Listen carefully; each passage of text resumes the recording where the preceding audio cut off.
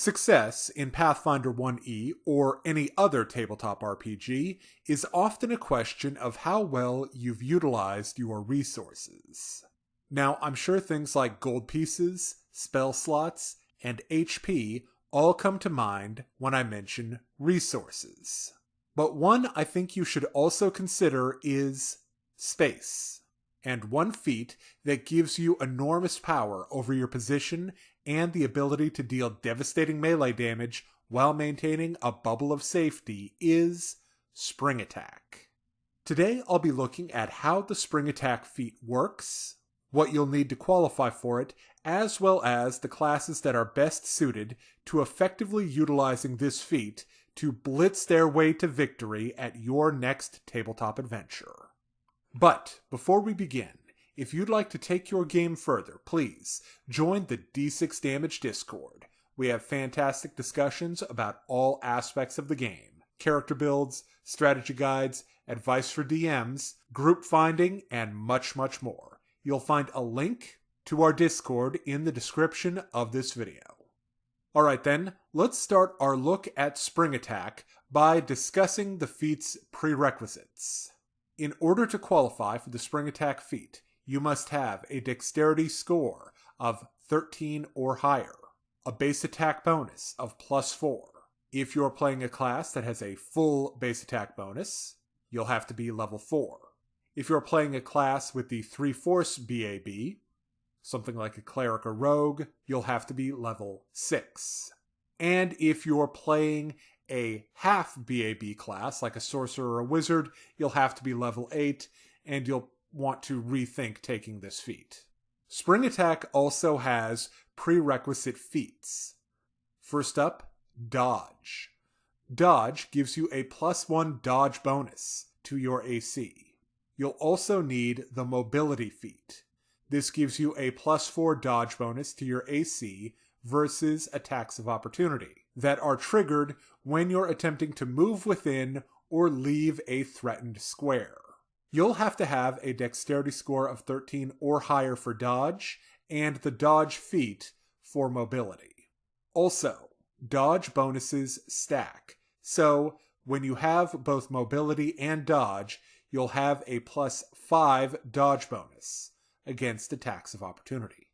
So, now that you know what you'll need to take Spring Attack as a feat, let's talk about the benefits you receive from the feat. As a full round action, you can move up to your speed and make a single attack against the target. Moving in this way does not provoke attacks of opportunity from your target. You must move up to 10 feet before making your attack. You cannot use Spring Attack to attack an enemy adjacent to you at the start of your turn. Finally, you can move before and after your attack is made. So ideally, you'll start away from the target you're going to attack, move up to it, make your attack, then fall back. Alright, next, let's talk about getting the most out of your Spring Attack. There are two important things to consider. The first is weapon damage. Larger damage die are better. Because the attack is a full round action and you have one shot to deal damage, you need to make the most out of it. So, weapons with 2d6 damage die, something like a greatsword or an earthbreaker, or the 1d10 Nodachi or bastard sword, are great options. Also, definitely consider enchantments and enhancements to up that damage. Things like Holy, Anarchic, Bane, or Flaming. Feats like the fighter's weapon specialization, or class features like Sneak Attack. Any of these are great ways to add additional damage to this attack. The second thing you really need to get the most out of this feat is movement speed. This feat works best with high mobility characters that can run circles around their opposition. So races with 20-foot movement speed are not a good fit for this feat. A good match for the feat would be a race like the Strix, which have a 60-foot fly speed. Class features like the Barbarian or Monk's extra movement are also very helpful for increasing your mobility around the battlefield. You'll want to avoid heavy and medium armor. because of the reduction to your movement speed. You also have options like items and spells to up your movement speed and make spring attack even more powerful. This is also one of the rare times that the fleet feat is seriously worth considering, because it gives you 5 extra feet of movement. Alright, now let's talk about the classes that are well suited to taking advantage of spring attack. First up, I have to talk about the Investigator.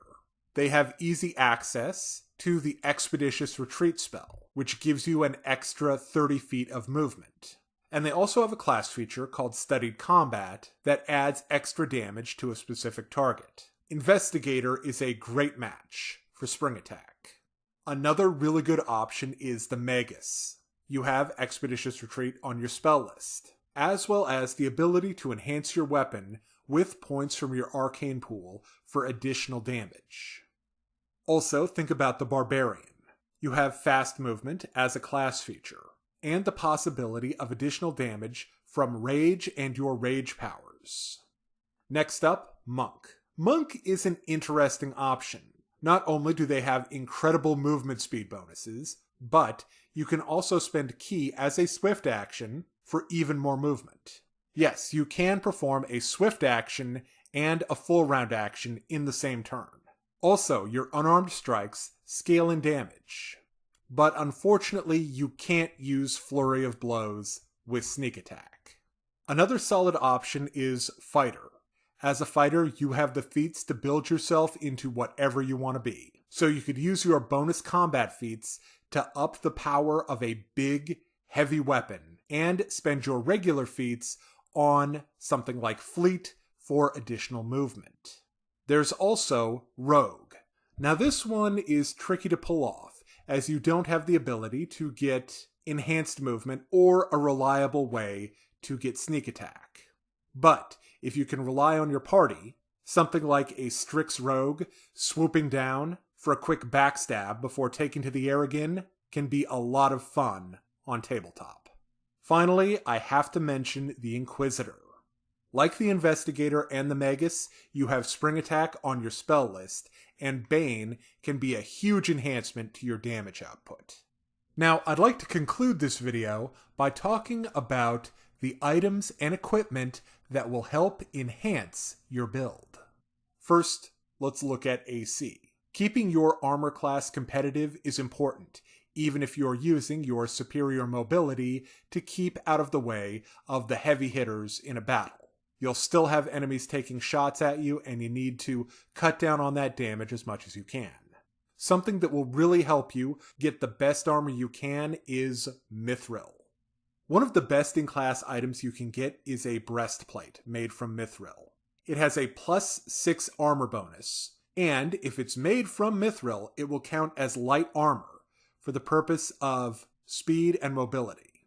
Now, if you're playing something that really requires you to not be wearing any armor at all, you could have Bracers of Armor. This is a great magic item for any class that needs to stay light on its feet. Now, I've given you an idea of some of the weapons you're going to want to pair with this build. Now let's talk about some valuable enchantments.